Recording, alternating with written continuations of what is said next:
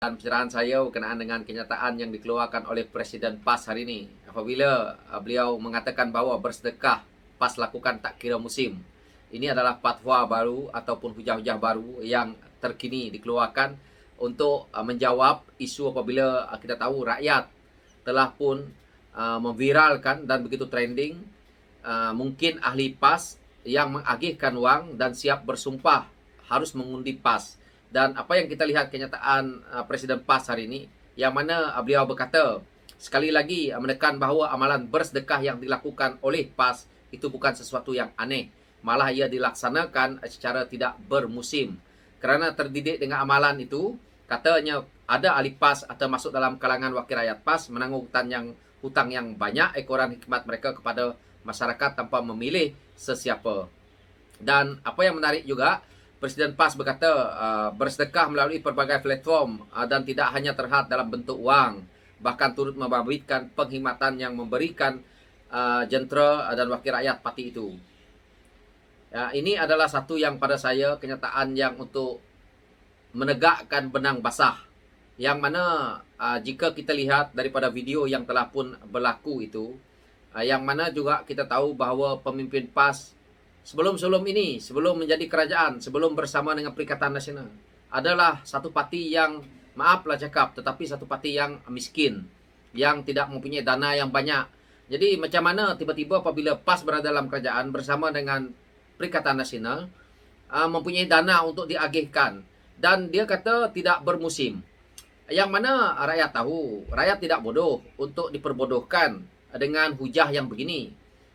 Apabila pilihan raya, tiba-tiba ada orang yang mengagihkan duit, memanglah tidak wakil calon ataupun calon yang buat kerja tu. Kerana pastilah menggunakan orang lain. Pastilah mereka juga menggunakan kebijakan. Kalau wakil rakyat ataupun calon yang mengagihkan uang itu, pasti akan berlaku perkara yang lain pula. Jadi harus menggunakan tangan orang lain, tetapi duit yang kita nak persoalkan adalah dari mana. Dan orang itu yang mengagihkan itu, adakah dia seorang jutawan? Jika dia memang bukan seorang jutawan, memang seorang miskin, tiba-tiba boleh mengagihkan semua duitnya itu, dia jadi satu kemuskilan. Dari mana kamu dapat duit itu? Kalaupun kamu kata kamu simpan dalam rumah selama 5 tahun yang lalu, maka kita boleh sedekahkan. Tidak ada masalah. Tetapi sumbernya dari mana? Ini PAS kena jawab. Jangan Presiden PAS cuba menafikan kebijakan yang ada kepada netizen ataupun kepada rakyat yang ada hari ini. Di sini juga, kalau betul pemimpin PAS banyak duit, yang mana baru-baru ini banjir di Kelantan, banjir di Terengganu, kenapa sebelum ini Presiden PAS tidak pula memanggil orang-orang ini untuk bersedekah? Kenapa dana 40 juta yang diagihkan melalui JPP pun dipertikaikan? Nampak sangat PAS ini pembohong. Yang mana juga kita tahu dalam waktu kerajaan mereka memerintah, kita tengok di Kedah apabila berlaku banjir kilat yang mana melibatkan bencana yang begitu besar, tak ada pula saya tengok ahli PAS ni bersedekah. Jadi tiba-tiba pilihan raya berlaku pula sedekah. Ini adalah satu pembohongan yang jelas dan tidak perlu dipertikaikan. Cuma mungkin hari ini kita tidak mempunyai cukup bukti yang lebih untuk kita nak mendakwa ataupun kita batalkan dekat mana berlakunya pilihan raya itu, maka kita lakukan sekali lagi. Ini adalah satu yang lebih baik.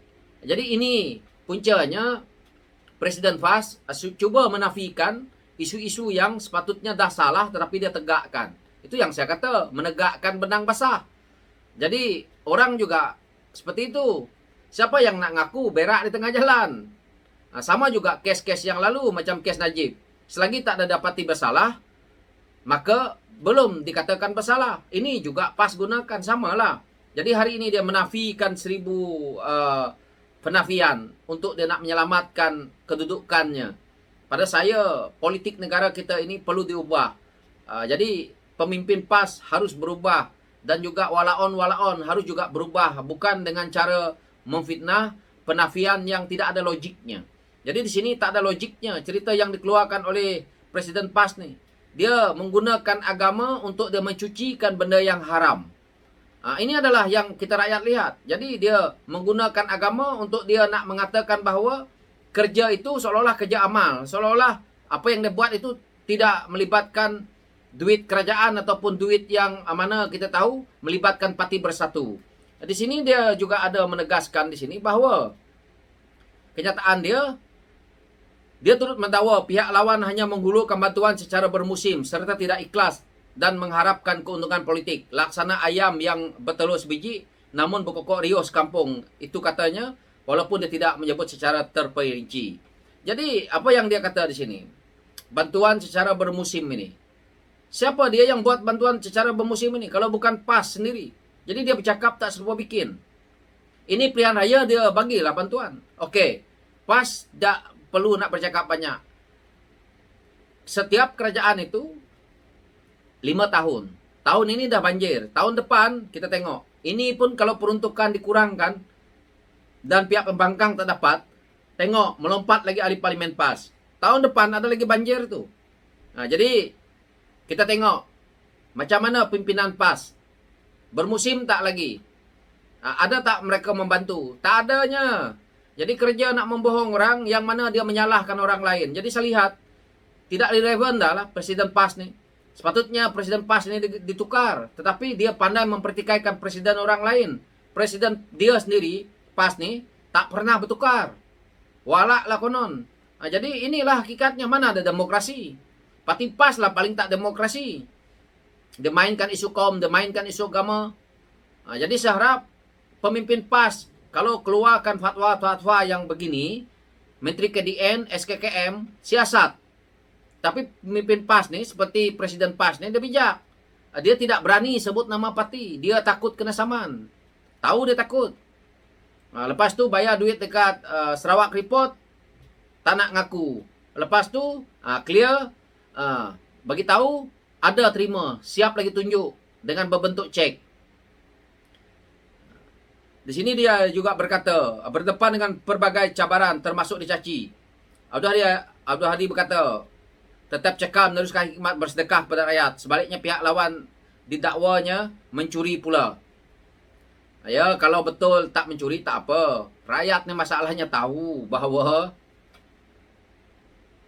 waktu PN memerintah, banyak ketirisan itu berlaku. Dan tiba-tiba rakyat pun terkejut beruk. PAS tiba-tiba kaya. PAS ni yang terkenal dengan Tin Milo, tiba-tiba hari ini banyak orang bersedekah. Tapi, satu perkara yang akan kita boleh buktikan, apabila PRN ni nanti, di negeri pimpinan PAS, kita tahu bahawa akaun bersatu hari ini kena tahan. Dan saya harap akaun itu terus dibekukan sementara waktu kita nak tengok kemana arahnya pemimpin PAS ini dengan dana mereka. Ini barulah kita tahu. Keluar tak mereka-mereka yang bersedekah ini, keluar tak Tin Milo lepas ni. Jadi pembohongan akan terbuka juga dan akhirnya dia akan buat penafian dengan fatwa-fatwa barunya untuk mengelirukan rakyat dan sebagai propaganda untuk menjatuhkan kerajaan, untuk dia melemahkan kerajaan yang mana yang susah rakyat jelata. Pemimpin PAS sedap-sedap boleh menambah bini, boleh bagi anak duduk dalam jawatan-jawatan penting kerajaan, sendiri makan gaji buta. So, kita rakyat kena fikir, orang seperti ini perlu pihak-pihak tertentu seperti melibatkan KDN, polis, siasat orang seperti ini. Dia banyak menyusahkan rakyat di negara ini. So, itu pencerahan saya. Sekian, terima kasih.